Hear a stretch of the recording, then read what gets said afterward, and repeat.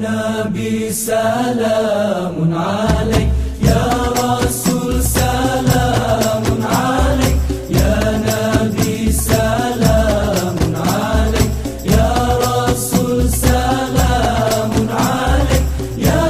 حبيبي سلام عليك، يا نبي سلام عليك، يا رسول سلام عليك، يا نبي.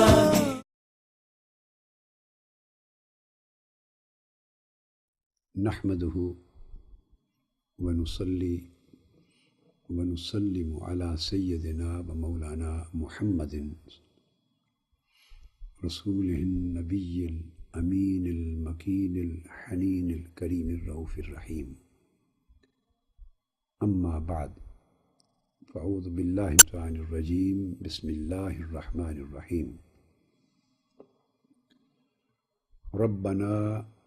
وابعث فيهم رسولا منهم يتلو عليهم آياتك ويعلمهم الكتاب والحكمة ويزكيهم إنك أنت العزيز الحكيم. صدق اللہ مولانا العظیم. معزز حاضرین اور سامعین و ناظرین، الحمدللہ تعالی آج ہم اللہ رب العزت کی توفیق سے مقام رسالت اور حجیت حدیث و سنت کے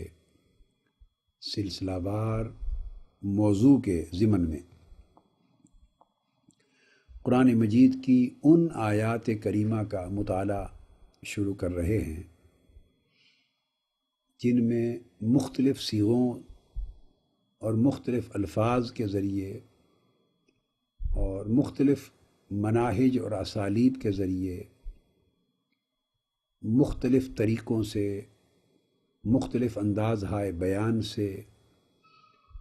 اللہ تبارک و تعالیٰ نے حضور نبی اکرم صلی اللہ علیہ وآلہ وسلم کی سنت کی حجیت کو بیان فرمایا ہے، واضح فرمایا ہے. یہ آقا علیہ الصلوۃ والسلام کی تشریعی حیثیت کو، آپ کی لا گیور ہونا اور آپ کی لیجسلیٹو اتھارٹی کو قرآن مجید میں اللہ رب العزت نے بیان کیا ہے، اور ابد الآباد تک تمام زمانوں کے لیے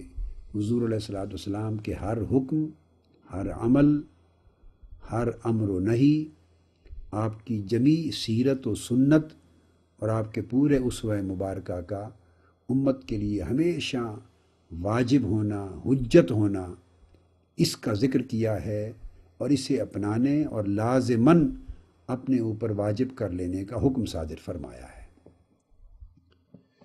اس سے قبل ہم قرآن مجید کی کم و بیش 42 آیات کریمہ کا مطالعہ مکمل کر چکے ہیں،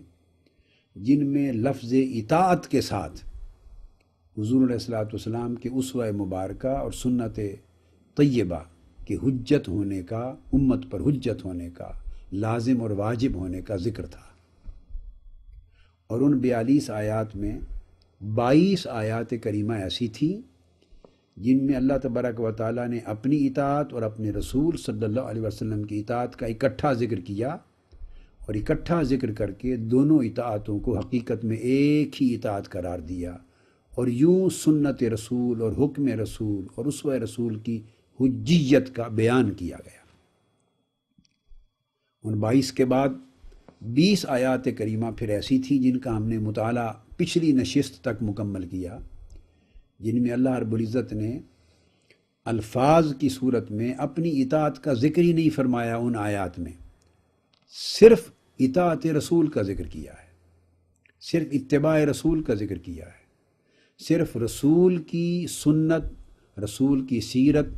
رسول کے حکم اور رسول کے اسوہ کے ان کی امت پر حجت ہونے، واجب ہونے، لازم ہونے کا ذکر فرمایا اور حکم دیا ہے. اور اسی کو اللہ تبارک و تعالیٰ نے اپنی اطاعت قرار دیا.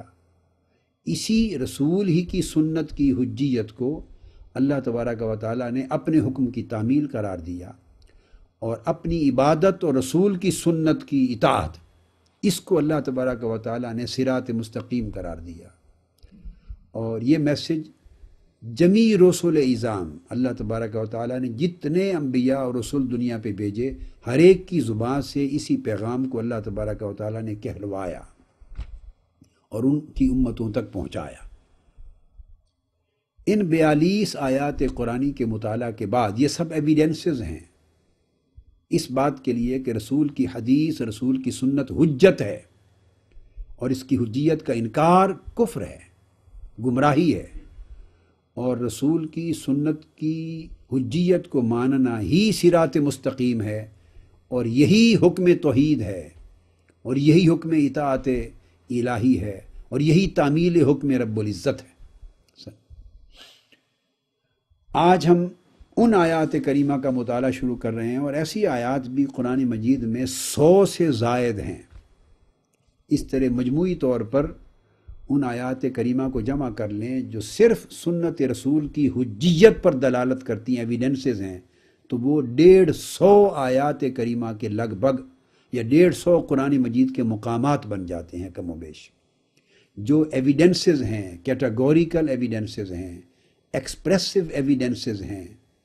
اور کلیئر اور پازیٹیو ایویڈنسز ہیں، مینڈیٹری، کمپلسری اور امپوزیٹیو ایویڈنسز ہیں، جن میں اللہ تبارک و تعالیٰ نے حضور علیہ الصلوۃ والسلام کی اور رسول اسلام کی سنت کو اور ان کے حکم کو اور ہر عمل کو امت کے ابد الآباد تک، جب تک ان کی امت رہتی ہے، اس امت کے لیے فرض اور واجب قرار دیا ہے۔ آج ہم اپنی گفتگو کا آغاز سورہ بقرہ کی آیت نمبر 129 سے کر رہے ہیں، اور یہ در حقیقت دعا ہے جو سیدنا ابراہیم علیہ السلام نے کعبۃ اللہ کی تعمیر کے وقت اللہ رب العزت کی بارگاہ میں کی تھی، اور اس دعا میں سیدنا ابراہیم علیہ السلام کے ساتھ آپ کے صاحبزادے سیدنا اسماعیل علیہ السلام بھی شامل تھے۔ اس آیت کریمہ میں اور اس کے سیاق و سباق میں یہ پورا مقام جو سیدنا ابراہیم علیہ السلام کی اور سیدنا اسماعیل علیہ السلام کی دعا کو بیان کرتا ہے، اس کے اندر ایک اور بہت لطیف اور خوبصورت عقیدہ کا ایک اور نقطہ مضمر ہے، اس پر بھی روشنی ڈالیں گے۔ مگر پہلے میں چاہتا ہوں کہ یہ جو سنت رسول کی حجیت کا نقطہ اس آیت کریمہ سے، اس پہ روشنی ڈال دی جائے۔ ارشاد فرمایا اللہ رب العزت نے سیدنا ابراہیم علیہ السلام اور اسماعیل علیہ السلام کی دعا کا ذکر کرتے ہوئے، ابراہیم علیہ السلام اور اسماعیل علیہ السلام اللہ تعالیٰ کے حضور عرض کر رہے ہیں تعمیر کعبہ کے وقت، ربنا، اے ہمارے رب، وابعث فیہم رسولا منہم، ان میں، انہی میں سے اس رسول آخر الزمان صلی اللہ تعالیٰ علیہ وآلہ وسلم کو مبعوث فرما دے۔